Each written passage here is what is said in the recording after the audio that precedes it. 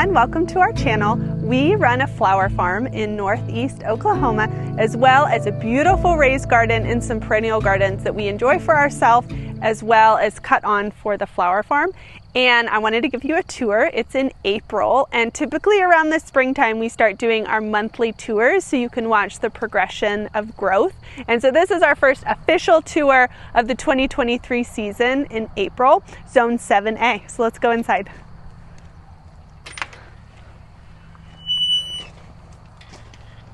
We installed a rose arch when we built the raised garden last year, and I immediately planted 2 Dave and Austin climber roses. The variety is Strawberry Hill, and it's absolutely beautiful. It's like 3 to 4 inch across, really beautiful smelling blooms. And I'm hoping that by the end of this season, we're halfway up the arch, and then maybe by year 3 almost start to cover the entrance. I'm trying to be patient, but they look really healthy, and they've probably grown 7 inches already since they woke up from dormancy this year.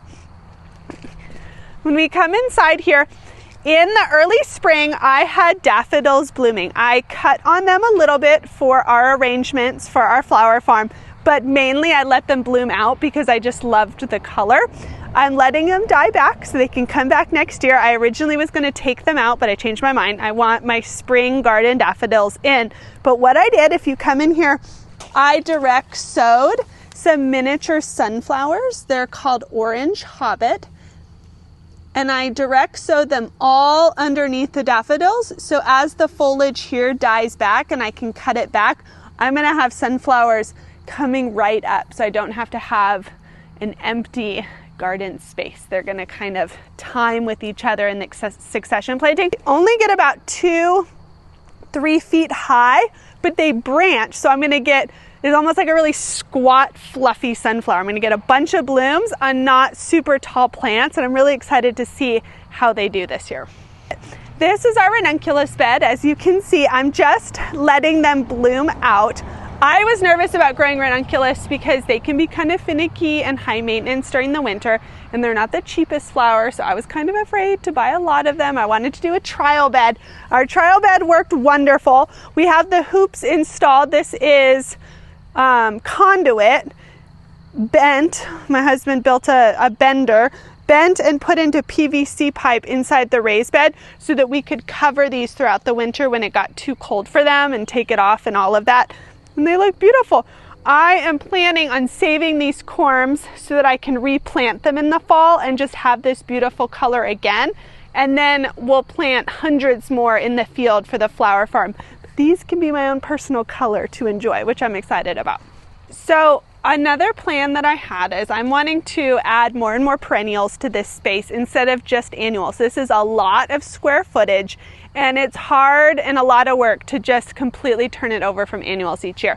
So to begin the perennialization, on each corner of the garden, I planted a rose. And I don't know this variety. I'd have to even look, but they're beautiful. I planted them bare root about a month ago, but I'm really excited because each corner is going to get fully filled in with the rose, and that can be kind of its takeover spot, and then I have a smaller bit of area to fill. Not every part of the garden is planted out yet. Some things I'm going to wait until it gets warmer, like my peppers and tomatoes and that sort of thing. But a lot of things, this is a great example, a lot of things reseeded itself or overwintered, and I don't have the heart to pull them out, so I'm just kind of letting them do their thing. So we have larkspur in here, we have reseeded sunflowers, which are just so proud of themselves. So this bed I'm not topping up until all of these guys bloom. Then I'll cut them down and top it up and do like a summer flower or something in here. But this is like my fun reseeded bed area. Same with this one, these glads came back. Got some gomphrena and whatnot, but it's fun to see what was able to survive over our winter. It tells me a little bit of what I can get away with. In our big center beds, we have 2 of them that mirror each other. They're 3 by 10, and they're all going to be dahlias this year. Last year they were tomatoes. That's why we have these posts here, because we did a Florida weave for the tomatoes. But I thought because these posts are already here and they're really hard to get out, I wanted to be smart about what I planted in here. And so I planted dahlias. I have probably 25 in each bed, and my plan is when they get taller, I'm going to take a stronger string and kind of corral around them, and when they get taller they can kind of lean on the string as their support instead of like staking each individual dahlia. But they're slowly starting to come up, and my hope is the tubers don't rot in our very wet Oklahoma springs. But they look good so far. I'm excited about them.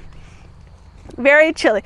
All sorts of different colors. This bed is mainly the ones my mom bought me, so they're going to be like super funky, colorful, not necessarily what I would have picked, but are going to be awesome sort of colors. I'd say this bed is probably my most full and kind of the one I'm most proud of. This is feverfew that I started from seed like in February, planted in March, and they're super fluffy and beautiful. I'm probably going to use a lot of these stems as foliage in our bouquets that we're going to sell here in May and June for the flower farm. You've got another rose. This one I know the name of. This one's Lady of Shalott from David Austin. And we have some Chinese forget-me-nots, peas, some dahlias that we should have dug up, forgot were there, and they overwintered, which is interesting because we're zone 7, and typically they say dahlias don't go cold hardy past zone 8. So that was an interesting data point that they're totally fine. This bed in the future is going to be one of my pepper beds, but right now in the back I have sunflowers. One thing I really loved last year that I want to repeat is I grew sunflowers all along the fence line, and it really filled out, and the blooms were just above the fence, so it almost looked like I grew a living fence wall barrier of sunflowers, and then things tiered down from there, and I really like that, so I'm repeating that plan. That's a for sure repeat this year. This bed has always been my pollinator friendly bed. It was a wildflower mix I sowed last year, and the first thing to come up is bachelor buttons. Never grown them before, and I am sold. There are very few true blue flowers in the flower world. True blue is a very rare color. They're typically a shade of purple when you see them called blue, but these bachelor buttons are almost as close, I feel like, as you can get to the bluest of blues, and they're going to be in my garden forever. I absolutely love them. Here we have some jade beans. They're a bush bean that I sowed. I thought the soil was going to be too cold and I'd have terrible germination, but they did fantastic. This is elephant garlic. I've never grown elephant garlic before, but like, look at the stalk compared to my finger. It's huge. And the flower scape is starting to go up. So I will be really curious, probably end of June into July, what the actual bulb on these guys look like, because they look like a leek. They're so massive. But it's fun to try new things. In the corner here, I have a borage that I planted, that I started from seed, which I'm excited to see. They're another one that can give you a true bluish flower. Yeah, borage. It's an herb that has a beautiful blue flower, and it'll reseed itself. Stop it. We're not starting this debate. I planted a hollyhock and more sunflowers and peas. My plan is for the summer, I am going to cover this arch. I did a purple hyacinth bean last year. It was out of control. It was beautiful, but it looked like a fuzzy woolly mammoth. It was so big. This year I'm going to plant less, not as many plants, and I'm going to do a scarlet runner bean, which is similar to a hyacinth bean, but it is like purpley orange tangerine color flowers. I'm interested to see what that looks like. Haven't planted them yet because they like warm nights, and we're still getting into the 40s, and I don't think they'd be that happy. So they'll get planted probably in a week or two. This bed is larkspur. I had terrible germination in the fall of my larkspur, and these are the only guys that survived. So a little bit of like a wah-wah, but I'll get sunflowers. I'm excited to see them. Got another borage. When these guys are done, cosmos are gonna go in. In this bed, we have more peas and we have carrots. They germinated. I was really excited about that. So we have nice carrots, and then more working on my sunflower wall here in the back. In almost every corner of the raised beds, I have 3 or 4 oriental lilies that my mom got me. They're the classic stargazer pink lily that are just going to multiply and fill out this area so nicely. I'm glad they came back. This, the beast of the garden, the thing that everyone asks me when I post pictures, or like, what is that big, massive plant in there? And the answer is second year hollyhocks. So we moved from Albuquerque. Albuquerque is known for hollyhocks. I gathered some seed from some friends' gardens, planted them last year. They only got maybe this high of foliage, kind of died back-ish in the winter, and then have just like, whoom, grown like crazy. Hollyhocks are biennial, so they're gonna flower this year. That's why they didn't grow as much last year. And they just started to push out what will eventually be the flower bud. But the crazy thing is, if I stand up here, by the time it blooms, it's probably gonna be this tall, and then they'll reseed themselves. So I might have created a hollyhock monster, but I love how big it is, so I'm excited. Can't tell me to not be excited. It's cool, but also way bigger than I thought. This little friend here is a reseeded sunflower that I didn't have the heart to pull out because he has just been so strong and mighty. I'm so proud of him, and he's gonna be my first sunflower to bloom on the farm. So I can't pull him. But once he blooms and he's done, he will get out of my gravel and landscape. Another rose over here. And more lilies in my corners. Really excited. I hope these roses bloom. I just planted them this year. I hope I see blooms on them before we get too hot and they kind of go dormant. Super random stuff scattered in here I'll go over quickly. These 4 planted along the fence line is garden phlox, which these guys should get about fence high, pink and white flowers. I'm very excited about it. So again, more living fence line looking, not doing morning glory vines, which I had here last year that my mom told me not to plant. Planted them anyways, they took over. So lesson learned, garden phlox. More peas. Peas are everywhere. Now this bed, I mentioned it was a mirror of the other dahlia bed. These guys were planted earlier and they were all pre-sprouted. So you can see the difference of a pre-sprouted dahlia versus one that you just plant as a tuber. Oh, I forgot. I'm so proud of these. This bed, more bachelor buttons, beautiful, love them. These are my second year strawberries, and the kids were rooting around here the other day and screamed, strawberries, strawberries. Final corner. This is my garlic bed. Planted this in October. It's really interesting to see the different sizes because this section is a German red that I paid a lot more money for from a garlic farmer. You can see how big they are. And then this section is like cheap bulbs I found online, much smaller. So I'll be interested to see how they bulb up and how they look. But they're both alive and growing, and I'm going to have a garlic harvest, which is great. This side mirrors the other with the garden phlox, and then in front of it I just planted this afternoon my celosia. So that's why it looks a little bit like I'm unhappy. Why did you leave me out of my cozy little spot? But that'll be celosia. And then my final rose, this one is so much growth. I mean, like 9 inches of growth since I planted it. He was like as thick as a tree. I know, but he was very mature. He's a very mature bare root. So should definitely get blooms from this guy. But I'm really excited about my 4 corners of roses. I think it's going to be a really good idea. Should call this the raised garden, like the 4 corners garden. The 4 corners garden, I like it. More lilies everywhere. This bed is going to be my sweet pepper. So I'm going to have hot peppers on the far side that we went to. This is going to be the sweet pepper side. What is this? That's a lily. That's an oriental lily. Cool, it's very symmetrical. the leaves like this slowly. Yeah, they're not normally that stacked perfectly in line. That's cool. Maybe a pink flower. More borage and sunflowers and snapdragons. I had the kids help me sow more beans in this bed, so I'll have all the bush beans for all the snackies for the kids in this bed. And then my last bed here is overwintered Bupleurum and a Bells of Ireland. This is another trial flower for me for foliage for the farm. I didn't want to commit a full row to a new flower, so I'm doing a little trial size.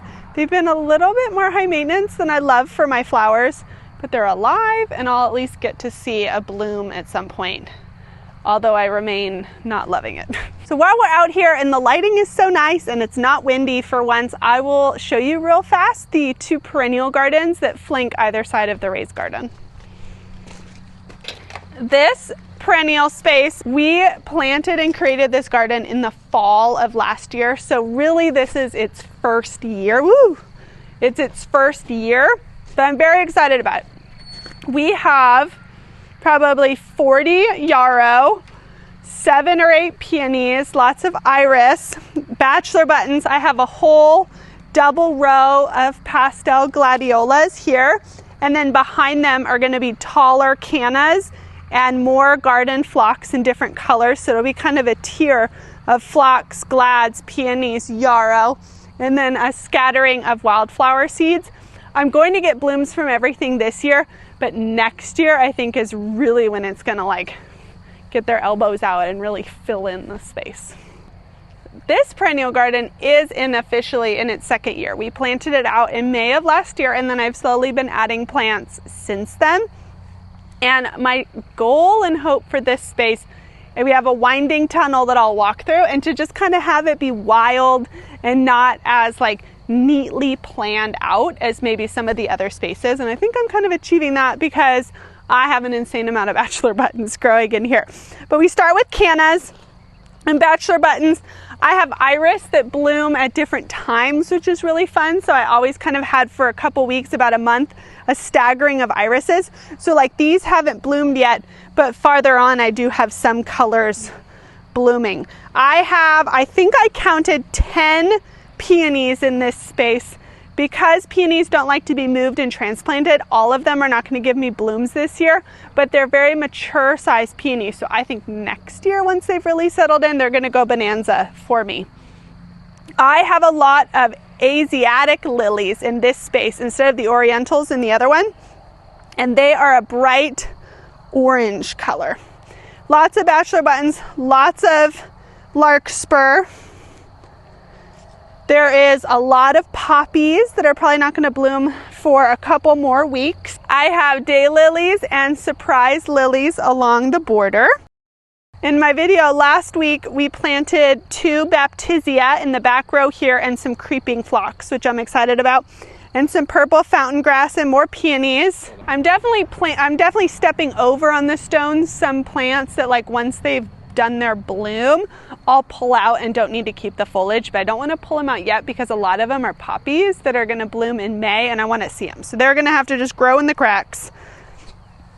Back in the corner, I have a double Rose of Sharon. It's a Proven Winners Rose of Sharon, and it's double instead of a single petal on its ruffles, and it's going to fill out. That's why I've left this space empty. It's going to get really big and fill out this corner. Lots of cannas. I've got a giant hardy pink hibiscus here that's kind of battling enterprising bachelor buttons here. Penstemon. This is a Jerusalem artichoke. I've got milkweed for our butterflies that come visit us in the fall with that milkweed, but also the aphids that are orange and absolutely disgusting. So I'm not a huge fan of milkweed, but they're feeding the butterflies, so it'll stay for now. More jungly things of peonies and catmint. One thing that was also very exciting is this dahlia overwintered in ground in our clay, survived all of the wet and didn't rot, and it's coming back. So interesting data point about leaving dahlias in ground in zone 7 for us. Rounding out the corner, poppies. I'm really excited for probably towards the end of May, we'll do our May tour, and it's going to be a big difference. The bachelor buttons, I think, are going to kind of start fizzling out, and the colors are going to be like the red poppies, which is exciting. These are all poppies, so they haven't sent up. They're about to send up their bud here in the center.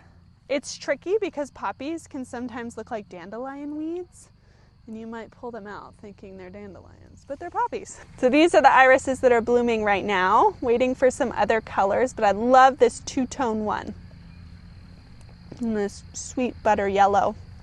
At the end here, we have more surprise lilies, which were really fun, and cannas.